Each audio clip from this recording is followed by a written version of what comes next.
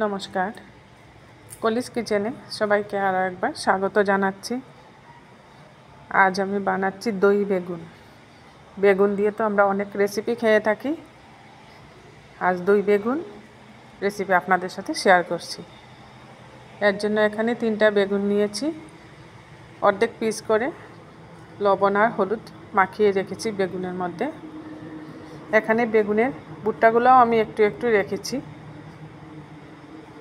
আর নিয়েছি ছোটো বাটি 1 বাটি দই, আর এখানে অল্প বাদাম পাউডার আর শস্য মিক্সড করে নিয়েছি। বাদাম এখানে চিনে বাদাম ভেজে আমি পাউডার করে নিয়েছি।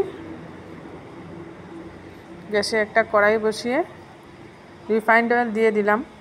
তেলটা একটু গরম হতে থাক। তেলটা একটু বেশিই দিয়েছি, এখানে বেগুনগুলো ভাজতে হবে। প্রথমে আমি 3 পিস বেগুন দিয়ে দিচ্ছি।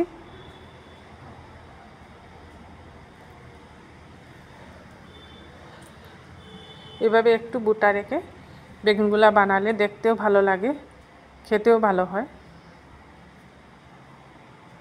একটু সময় ঢেকে দিয়েছি যাতে ভাজার সময় বেগুনগুলো সুন্দরভাবে নরম হয়ে যায়।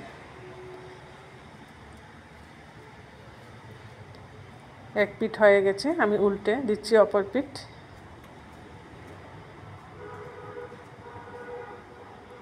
খুব সুন্দরভাবে লাল লাল করে ভেজে নিচ্ছি। একদিকটা খুব সুন্দর হয়েছে ভাজা, এবার অপর দিকটাও ভেজে নিচ্ছি।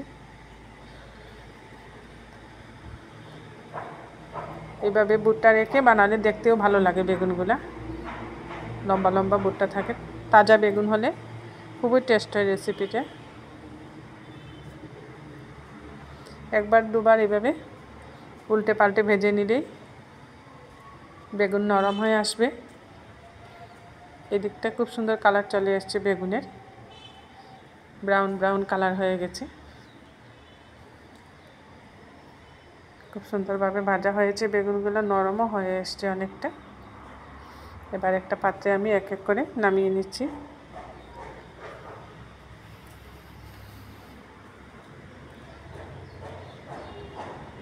দেখুন খুব সুন্দরভাবে ভাজা হয়েছে।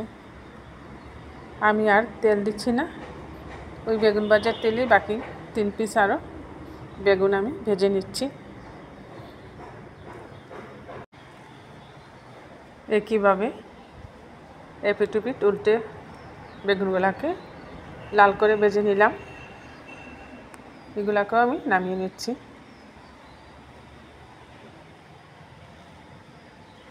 খুব সুন্দর ভাজা হয়েছে বেগুন।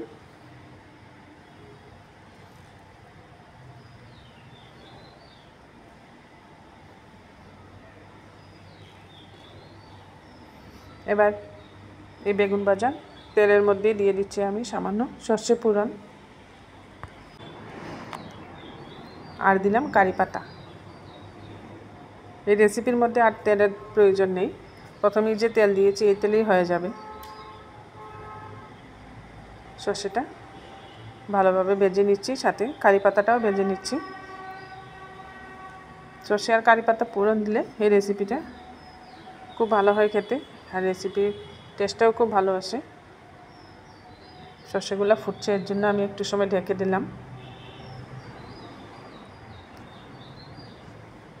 এবার যে দইটা মিশ্রণ করে রেখেছিলাম, ভালো করে গুলিয়ে রেখেছি, মানে দইটাকে আমি ভালো করে ফেটিয়ে রেখেছি। এই ফেটানো দইটা গ্যাসের হিটটা কম করে এই ফোড়নের মধ্যে দিয়ে দিতে হবে। বারবার এইভাবে অনবরত নাড়িয়ে নিলে দইটা আর তেলের মধ্যে ফাটা ফাটা ভাব হবে না, খুব সুন্দরভাবে মিশে যাবে। এবার ভেজে রাখা বাদাম পাউডার আর শস্য পাউডার যে মিক্সড করে রেখেছিলাম, এই মশলাটাও দইয়ের মধ্যে দিয়ে দিলাম।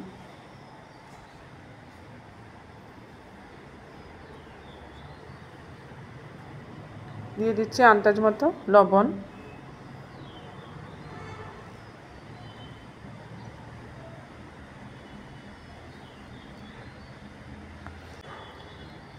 গুঁড়া মশলাগুলো আমি এক এক করে দিয়ে দিচ্ছি। প্রথমেই দিলাম হলুদের গুঁড়া সামান্য হাফ টিস্পুনের মতো, জিরে গুঁড়া দিলাম হাফ টিস্পুনের মতো, আর সামান্য লঙ্কার গুঁড়া দিয়েছি কালারের জন্য। এই রেসিপিটা বেশি ঝাল ঝাল হয় না, এর জন্য সামান্য লঙ্কা গুঁড়া দিয়ে দিলাম, কালার হবে খুব সুন্দর।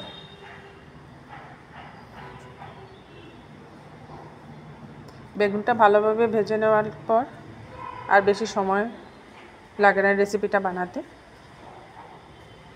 মশলাটাকে একটু সময় কষিয়ে নিচ্ছি ভালোভাবে। সামান্য চিনি দিয়ে দিলাম দইয়ের টক ভাবটা ব্যালেন্স করার জন্য।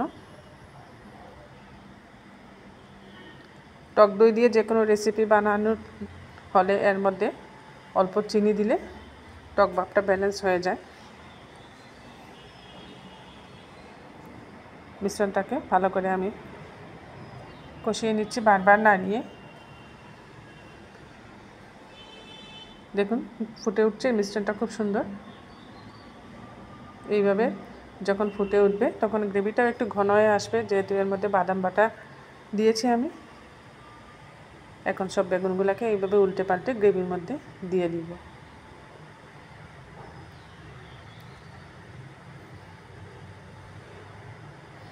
এইভাবে এপিট উপিট এই গ্রেভিটার মধ্যে ডুবিয়ে বেগুনগুলো দিয়ে দিচ্ছি। এটা একটা সম্পূর্ণ নিরামিষ রেসিপি, যে কোনো নিরামিষ দিনেই এটা বানিয়ে খাওয়া যায়।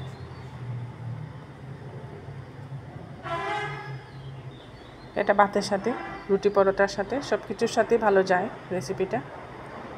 আমার এই দই বেগুন রেসিপি ভালো লাগলে আপনারা বানিয়ে খাবেন, কমেন্টে জানাবেন কীরকম হলো। আমার চ্যানেলটা সাবস্ক্রাইব করবেন, বেল আইকনটা টিপবেন, এতে করে নতুন রেসিপি যখনই আমি আপলোড করি সাথে সাথে নোটিফিকেশনটা পেয়ে যাবেন। খুব সুন্দর টেস্টি একটা রেসিপি। আপনাদের নিকটে বন্ধুবান্ধব আত্মীয় স্বজন সবার সাথে রেসিপিটা শেয়ার করবেন। আগামীতে আমি আরও নতুন নতুন রেসিপি নিয়ে আপনাদের সামনে হাজির হচ্ছি। বানিয়ে নিলাম আজ কলিজ কিচেনে দই বেগুন।